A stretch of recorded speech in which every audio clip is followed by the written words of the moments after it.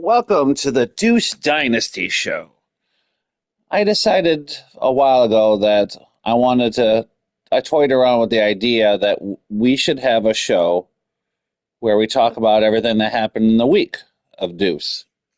Something similar to what Press Pass Live is on OMFL. Um, and decided to go ahead and do it. Um, I want to do a weekly show where I don't know if I'm going to do it Monday or Sunday, where just go by with whatever happened in the past week in the Deuce recap. Um, really trying to get more engagement, more content for the Deuce, because collectively with all the group and everybody out, this is really fantastic what we're able to do. And we got competitive conferences. We got teams emerging right now, standing out. So this format's going to be a little different than what we normally do.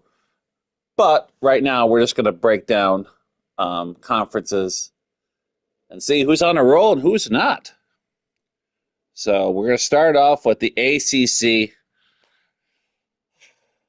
ACC is really top heavy. They have a lot of great teams in here. It's going to be real interesting to see how it comes down. Trey's leading the pack on top, 8-0 overall, 6-0 in the conference. Really taking that disrespect of being taken out of the SEC to heart and trying to show that he can be in any conference and be dominant. So he's got South Carolina up there undefeated. Notre Dame is also undefeated. That's Bird in Notre Dame. So it's going to be really interesting if it comes down to the ACC championship, if it's Bird and Trey. That's definitely must-watch TV. But no slouch at all down here is Clemson, 7-1, 5-0 in the conference. Clemson is Big Hurt. Big Hurt's on the roll with Clemson. So really establishing a great used to be NFC rival going on. Chile, not know much about Chile, but Chile is up there at 5-2, 3-1, leading Louisville, doing an awesome job. Joker is right here at Florida State, 7-1, 5-1 in the conference. And SMU, I saw SMU play in a game against Michigan the other day. He played an outstanding game in that one. So 6-2, 4-1 in the conference.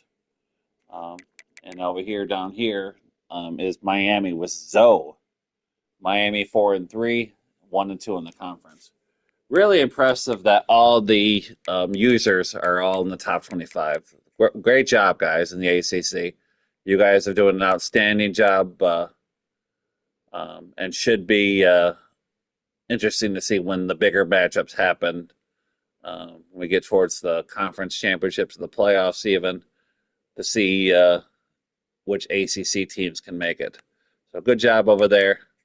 We're going to now take a look at the Big 12. And I'm telling you, the ghost of Randy's still on Kansas State right there. It's a computer, but that computer is right there at 7-1, 5-1 on the conference, Kansas State. So it'll be interesting to see if these people, these coaches can take them out. Show Fox in Nebraska, really doing a good job, surprisingly. I did not expect him to have an outstanding season, but well done. 7-1, 6-0 in the conference. Oregon, I thought Oregon would run away with this right here, be the class. Shilobad got Oregon 8-1, 6-1. Really interesting to see how this plays out. Pepper is at Arizona State. Arizona State's 4-2, 3-1 in the conference. You got Toke at Kansas, 5-4, 4-1. Taking a little gamble, picking Kansas. Maybe Kansas means something more to him. Maybe that's his favorite college. But I from for somebody that also has a low rated school, I give you credit for taking that team that means something to you and running away with it and doing well. Um, Here's Roger at West Virginia, 5-4, 4-2. I want to see how Roger finishes the season and get those Mountaineers up there. And here's Texas Tech and the Red Raiders at Brinkus, Texas Tech. They're 5-5, 3-3 in the conference. So good job, everybody in the Big 12. Um, so it should be interesting to see how this conference shapes up. In the Big 10, we have the number one team in the land. Cincyburg has got those Buckeyes rolling. 8-0 overall, 4-0 in the conference. It should be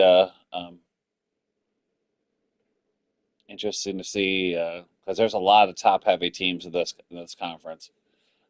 There's Penguins and Penn State. Penn State 6-1, 4-0 in the conference. Their only loss was to South Carolina and Trey, so they can run the table in Penn State. And next we have Indiana. Indiana's 8-0, 5-0 in the conference. Indiana is led by Kobe. Kobe's doing an outstanding job in the conference. I played him in a matchup, and it's just you think you have a shot against him, and then all of a sudden you fade away late, and um, you're wondering how he's doing what he does. But Kobe's Kobe. It's the best out of his players. Michigan is Randy Neishunger is Michigan 5-4, 4-1 on the conference. Shame I'm not going to get a chance to play him during the season, so maybe future seasons they'll shape up. Really interesting to see how Michigan doesn't play Michigan State, Penn State, or Ohio State.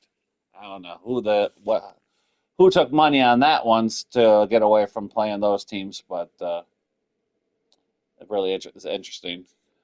Meek is Maryland. They're at 6-2, 4-1 in the conference. Um, Really interested to see how Meek does in the conference. I did not expect them to pick up a team like Maryland.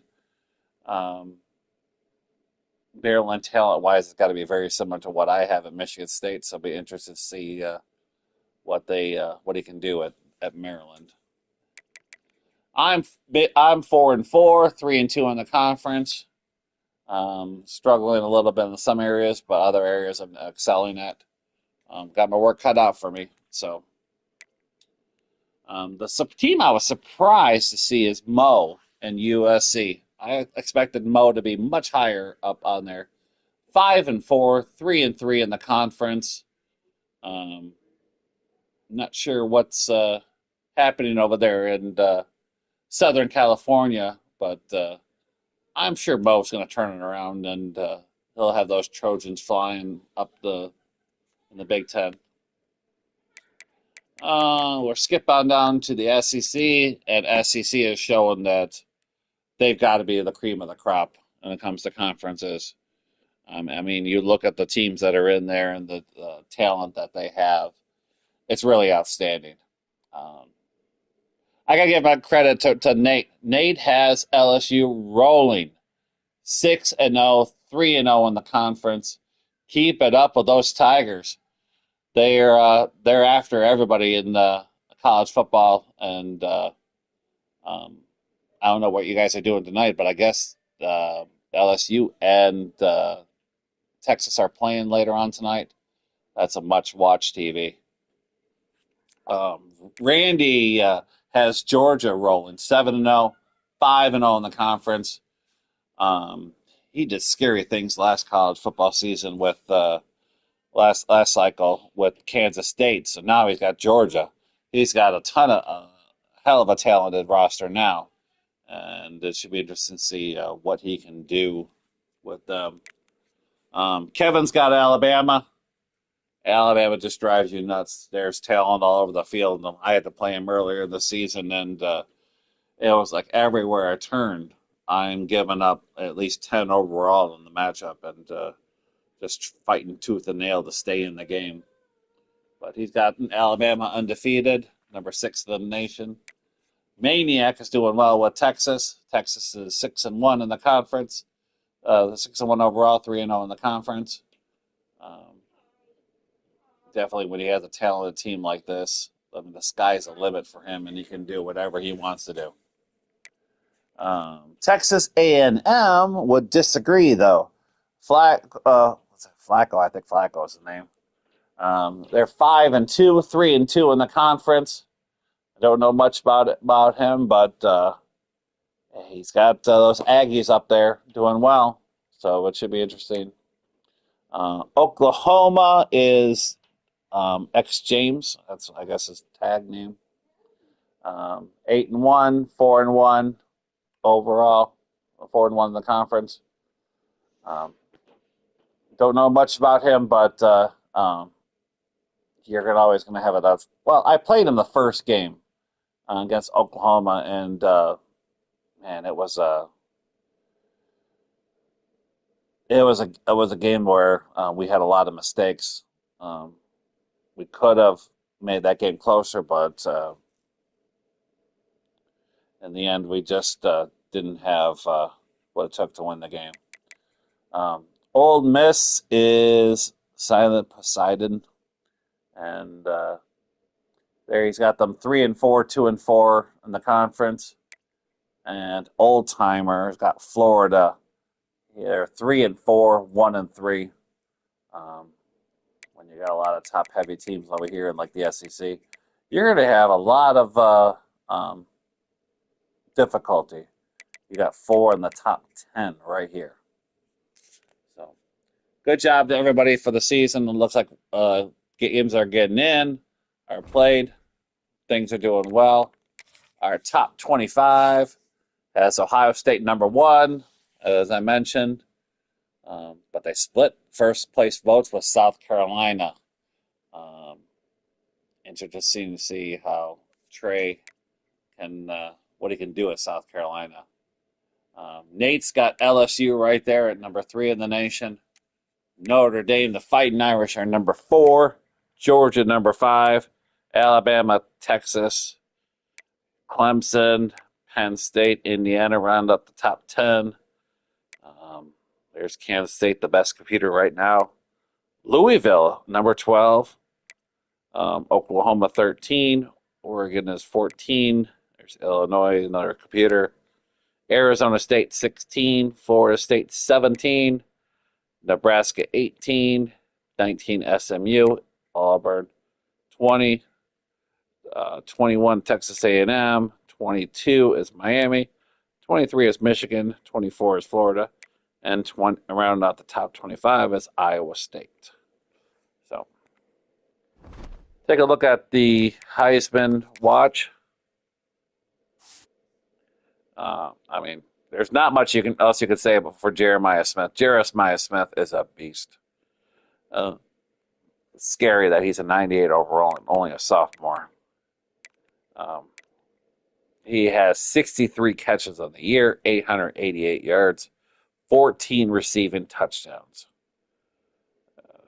Unreal. I mean, he's going to, and then maybe even a real college football, he's going to win the Heisman. So definitely a front runner for the Heisman. Jeremiah Love, Jr. at Notre Dame, is running wild for the Irish. He's got over 1,000 yards already, 9 touchdowns. 14 rushing touchdowns. Excuse me, I read that wrong. So definitely one of the better running backs in the country. And look at the stuff that Trey's done with Ladarius Sellers, the sophomore. 24 passing touchdowns, 8 interceptions, 2,412 passing yards. Just outstanding. That's a computer with Hardy, Missouri. Here's the receiver that Sellers likes to throw to. He's got 35 catches, 929, 13 receiving touchdowns. just unbelievable. Him or Jeremiah Smith is our runaway with the top receiver honors. Um, if you look at the season stats,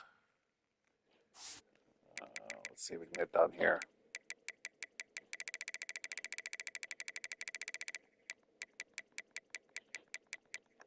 Nationally, passing yards, we got North Texas quarterback.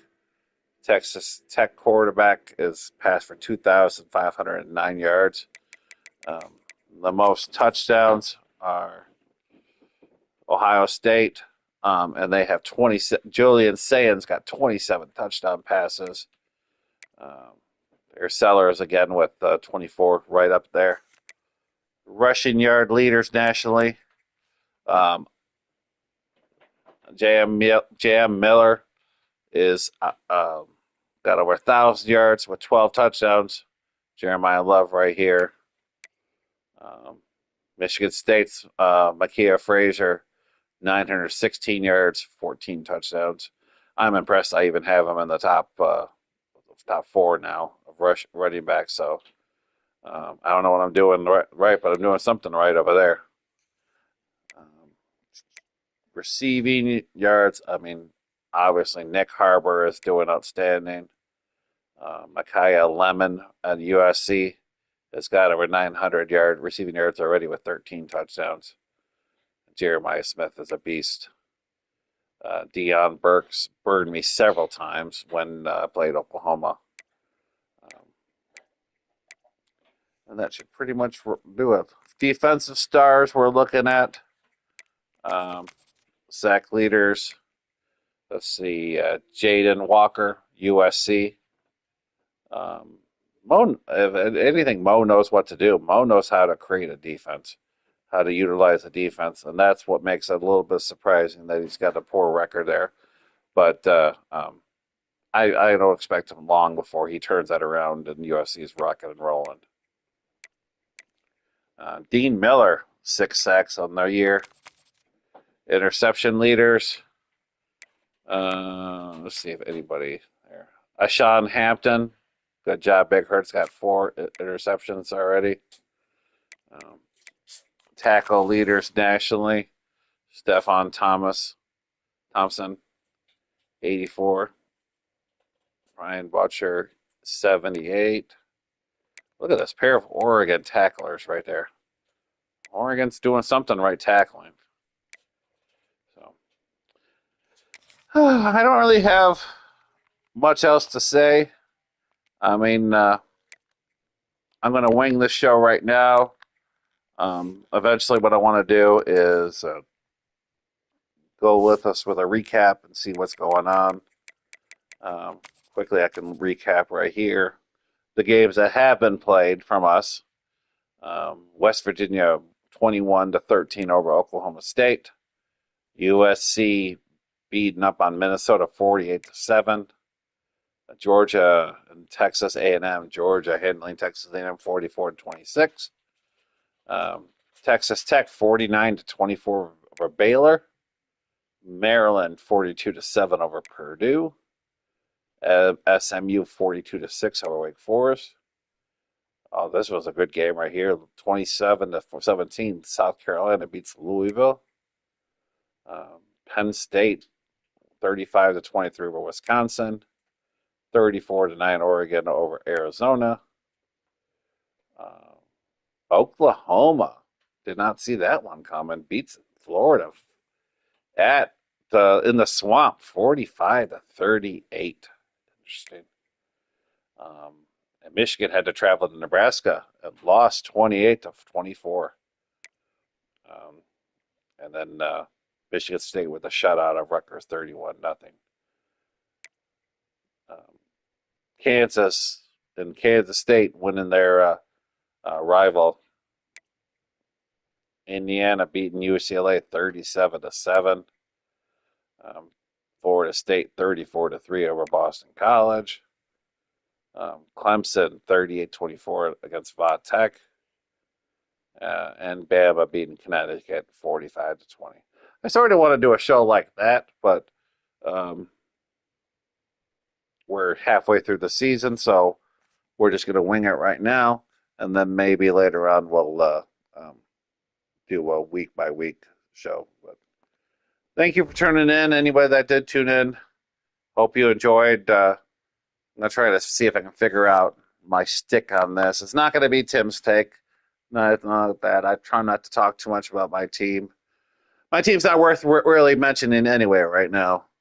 Um, we we can run the ball. We're playing pretty good defense at times, but uh, we can't pass the ball to save my life. So I definitely got to figure some things out in East Lansing. Until next time, take it easy.